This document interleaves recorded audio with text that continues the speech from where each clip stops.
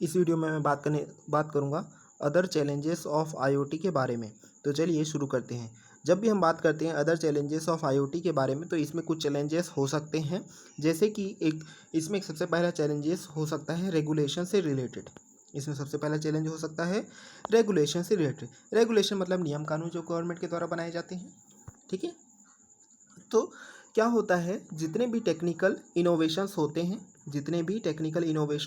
Developments होते हैं, उन सारे इनोवेशंस या डेवलपमेंट्स को अप्लाई करने के लिए गवर्नमेंट के द्वारा रेगुलेशन बनाया जाता है। और इस रेगुलेशन को बनने में काफ़ी ज़्यादा समय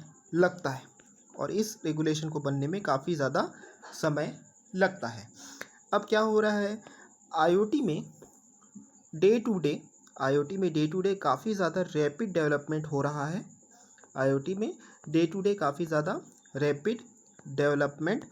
रहा है। तो गवर्नमेंट को इस रैपिड डेवलपमेंट को कैचअप करने में या कैचिंग अप करने में काफ़ी ज़्यादा टाइम लग रहा है। और अब क्या हो रहा है, यदि रेगुलेशंस नहीं बने हैं तो आईओटी से जुड़े हुए जितने भी डेवलपमेंट्स हैं, उन डेवलपमेंट को बिजनेसेस में अप्लाई करने के लिए भी टाइम लगता है। और उस ज़्यादा टाइम लगने की वजह से कई बार क्या होता है, क्रूशियल इन्फॉर्मेशन जो होता है, उस क्रूशियल इन्फॉर्मेशन में कुछ चीज़ें क्या हो जाती हैं, मिसिंग हो जाती हैं, है ना। यानी कि क्रूशियल इन्फॉर्मेशन भी मिसिंग हो जाती है, और जिस वजह से जो भी डिसीजन लिया जाएगा वो डिसीजन उतना इफ़ेक्टिव या फिर उतना पावरफुल नहीं रहेगा। अब आईओटी के क्षेत्र में सबसे बड़ा डिसएडवांटेज क्या है? डिसएडवांटेज ये है कि कोई भी स्ट्रॉन्ग आईओटी रेगुलेशन आज के समय में प्रेजेंट नहीं है। Lack of IoT strong regulations है, जिस वजह से आईओटी आज के समय में एक बहुत बड़ा सिक्योरिटी रिस्क बना हुआ है सभी बिजनेसेस के लिए। ठीक है, क्योंकि इसमें जो पोटेंशियल अटैक सरफेस है, यानी कि आईओटी सिस्टम में अटैक आसानी से किया जा सकता है। ठीक है, तो उस पर्टिकुलर अटैक को डिफेंड करने के लिए हमारे पास फ़िलहाल कोई भी स्ट्रॉन्ग रेगुलेशंस मौजूद नहीं है। और साथ ही साथ यहाँ पर आपको आईओटी डिवाइसेस या फिर आईओटी सिस्टम से जुड़ा हुआ क्वालिटी कंट्रोल भी करना पड़ेगा। ठीक है, उससे जुड़ा हुआ क्वालिटी कंट्रोल भी करना पड़ेगा, जो कि बहुत ही कई बार ट्रिकी हो जाता है एक रेगुलेटरी के पर्सपेक्टिव से, क्योंकि उसके लिए भी स्ट्रॉन्ग रेगुलेशंस मौजूद नहीं हैं। आज के समय में huge numbers of IoT devices जो हैं वो लगातार डेवलप हो रहे हैं, लगातार बनाए जा रहे हैं, huge number of IoT devices. तो एक्सपर्ट का ऐसा मानना है कि आईओटी टेक्नोलॉजी के लिए स्ट्रॉन्ग और यूनिवर्सल सिक्योरिटी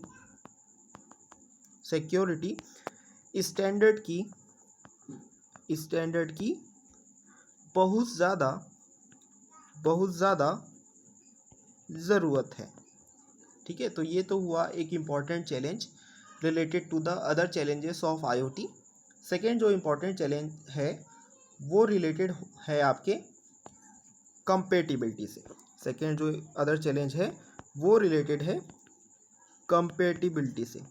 ठीक है, तो कंपेटिबिलिटी में यहाँ पर किस तरह का चैलेंजेस हमको फेस करना पड़ता है, ये हम देखेंगे। यहाँ पर देखिए, अब जब भी ये बात करते हैं हम कंपेटिबिलिटी के बारे में, तो कंपेटिबिलिटी में हमें यह देखना पड़ता है कि क्या हो रहा है। लगातार न्यू वेव्स ऑफ टेक्नोलॉजी के वजह से बहुत सारे न्यू डिवाइसेस जो हैं वो लगातार डेवलप हो रहे हैं। और अब यहाँ पर क्या हो रहा है, मार्केट शेयर जो है वो लगातार प्रभावित हो रहा है as per the new device developments. और यहाँ पर इस क्षेत्र में आईओटी भी कोई एक्सेप्शन नहीं रह गया है, क्योंकि आईओटी में भी बहुत सारे डिवाइसेस लगातार डेवलप हो रहे हैं। ठीक है, क्या होता है यदि बहुत सारे डिवाइसेस लगातार कंटिन्यूअस उनका डेवलपमेंट हो रहा है, कंटिन्यूअस डेवलपमेंट हो रहा है, तो यह डेवलपमेंट जो है भले ही कभी कभी गुड न्यूज़ हो सकता है कि भाई अच्छी बात है कि न्यू डिवाइसेस डेवलप हो रहे हैं, लेकिन अब यहाँ पर क्या हो रहा है, बहुत सारा कंपटीशन क्रिएट हो जाएगा, क्योंकि बहुत सारे नए नए डिवाइसेस क्रिएट हो जाएंगे। ठीक है, कंपटीशन इंक्रीज़ हो जाएगा, जिससे कि आपके यूज़र्स के पास बहुत सारे चॉइस हो जाएंगे, कंज्यूमर्स के पास बहुत सारे चॉइस हो जाएंगे। ठीक है, अब लेकिन ऐसा होने से भी कुछ बहुत सारे कंपैटिबिलिटी इश्यूज़ है ना, कुछ कंपैटिबिलिटी इश्यूज़ भी जनरेट हो रहे हैं लगातार, क्योंकि बहुत सारे डिवाइसेस में रैपिड चेंजेस आ रहे हैं। ठीक है, तो यहाँ पर क्या हो रहा है, हमें कंटिन्यूड कंपैटिबिलिटी पे वर्क करना पड़ेगा। कंटिन्यूड कंपैटिबिलिटी पे वर्क करना पड़ेगा। किसके लिए वर्क करना पड़ेगा? जो भी हमारे पास आईओटी डिवाइसेस नए नए आ रहे हैं, उन आईओटी डिवाइसेस के लिए कंटिन्यूड कंपैटिबिलिटी पे वर्क करना पड़ेगा, ताकि जो भी डिवाइसेस हैं वो अपडेटेड रहें, पैच्ड रहें, उनमें कोई भी चीज़, कोई भी फंक्शंस, कोई भी कंपोनेंट जो है वो मिसिंग ना हो। लेकिन यह कर पाना, यानी कि लगातार आईओटी डिवाइसेस को अपडेटेड कर पाना, पैच्ड कर पाना कंटिन्यूसली, ये उतना आसान नहीं है, यह काफ़ी ज़्यादा डिफ़िकल्ट है। ठीक है, काफ़ी ज़्यादा डिफ़िकल्ट है, क्योंकि जितने भी नए नए वर्जन्स आएंगे, चाहे वो डिवाइसेस के हों या फिर सॉफ्टवेयर्स के हों, उनमें लगातार जो है परफॉर्मेंस से जुड़े हुए इश्यूज़ आ सकते हैं, और उनमें लगातार सिक्योरिटी से जुड़ी हुई वल्नरेबिलिटीज़ जो हैं वो आ सकती हैं। इस वजह से यह बहुत ही इम्पॉर्टेंट है कि आईओटी कंज्यूमर्स जो कि आईओटी डिवाइसेस को यूज़ करते हैं, उन्हें लगातार अपने डिवाइसेस को क्या करना पड़ेगा, पैच्ड करना पड़ेगा, और पैच्ड करने के साथ साथ अपडेटेड या अप टू डेट भी रखना होगा। ठीक है, जो नेक्स्ट इम्पॉर्टेंट चैलेंज है वो रिलेटेड है यहाँ पर बैंडविड्थ से। ठीक है, जो नेक्स्ट इम्पॉर्टेंट चैलेंज है वो रिलेटेड है आपके बैंडविड्थ से।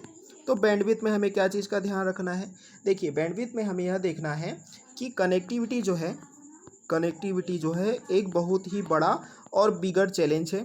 कनेक्टिविटी क्या है? एक बहुत ही बड़ा और बिगर चैलेंज है, जो कि आईओटी से रिलेटेड है। क्या हो रहा है, जैसे जैसे आईओटी मार्केट का साइज ग्रो कर रहा है या बढ़ रहा है, तो कुछ एक्सपर्ट्स का कंसर्न यह है कि जो भी हम बैंडविड्थ इंटेंसिव आईओटी एप्लीकेशन बनाएंगे, जैसे कि एक हो गया सपोज़ वीडियो स्ट्रीमिंग के लिए,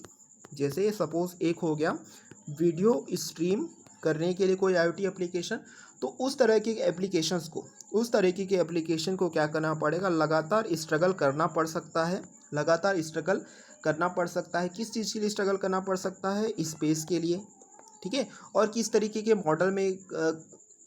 मॉडल में स्ट्रगल करना पड़ सकता है?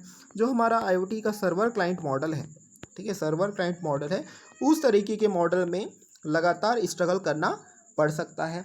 ऐसा इसलिए क्योंकि जो सर्वर क्लाइंट मॉडल होता है वो यूज़ करता है एक सेंट्रलाइज्ड सर्वर्स को, एक सेंट्रलाइज्ड सर्वर को यूज़ करता है। किस लिए यूज़ करता है? ऑथेंटिकेट करने के लिए। ठीक है, ऑथेंटिकेट करने के लिए यूज़ करता है, और साथ ही साथ डायरेक्ट करता है ट्रैफिक को। वो क्या करता है? डायरेक्ट करता है ट्रैफिक को।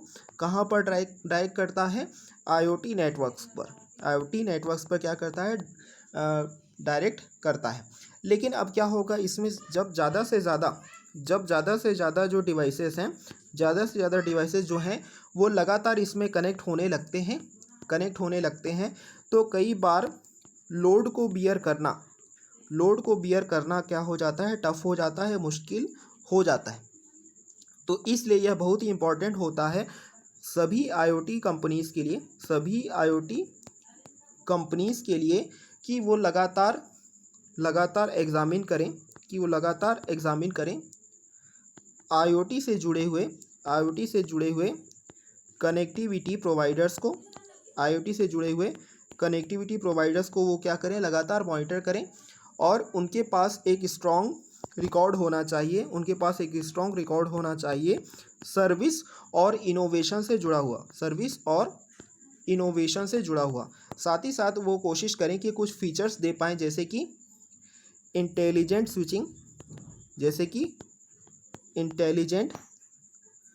स्विचिंग। तो यह जो इंटेलिजेंट स्विचिंग होता है किसके किसके बीच में होता है? देखिए, यह जो इंटेलिजेंट स्विचिंग होता है यह होता है मोबाइल नेटवर्क ऑपरेटर्स के बीच में होता है, जो कि पर्टिकुलरली यूज़फुल होता है ताकि हम क्रिएट कर सकें एक रिलायबल और यूज़र फ्रेंडली आईओटी प्रोडक्ट्स जो कि होगा कस्टमर के लिए। नेक्स्ट जो इम्पोर्टेंट चैलेंज है अदर चैलेंजेस ऑफ आईओटी में, वो है कस्टमर एक्सपेक्टेशन। वो है आपका कस्टमर एक्सपेक्टेशन। ठीक है, तो लगातार यह कहा जाता रहा है कि यह बेटर होता है कि हम अंडर प्रॉमिस यानी कि जैसा प्रॉमिस किया गया उस हिसाब से प्रोडक्ट बनाएं, या फिर ओवर डिलीवर प्रोडक्ट बनाएं, यानी कि ऐसा प्रोडक्ट बनाएं जो कि टाइम में डिलीवर हो जाए। ठीक है, तो कई सारे आईओटी से जुड़े हुए मैन्युफैक्चरर्स ने इस चीज़ को सीखा है और कई बार क्या होता है कस्टमर का जो एक्सपेक्टेशन है वो आपके डेवलप्ड प्रोडक्ट के साथ मैच नहीं करता है। ठीक है, कई बार जो आपने प्रोडक्ट बनाया वो कस्टमर के एक्सपेक्टेशन के साथ मैच नहीं करता है। ठीक है, तो उस केस में क्या होता है, कस्टमर किसी भी तरीके से हेजिटेट नहीं होंगे या शर्माएंगे नहीं कि वो किसी अनदर प्रोडक्ट को यूज़ करें। तो ऐसे बिजनेसेस जो आईओटी प्रोडक्ट्स बना रहे हैं उनको कॉम्पिटिटिव होना पड़ेगा और साथ ही साथ इनोवेटिव सेक्टर को क्या होना पड़ेगा, लगातार प्रिपेयर रहना पड़ेगा कि वो कस्टमर की एक्सपेक्टेशन के हिसाब से प्रोडक्ट को डेवलप करें, क्योंकि कस्टमर हमेशा एक स्मूथर और एडवांस्ड एक्सपीरियंस लेना चाहता है फ्रॉम द आईओटी प्रोडक्ट्स।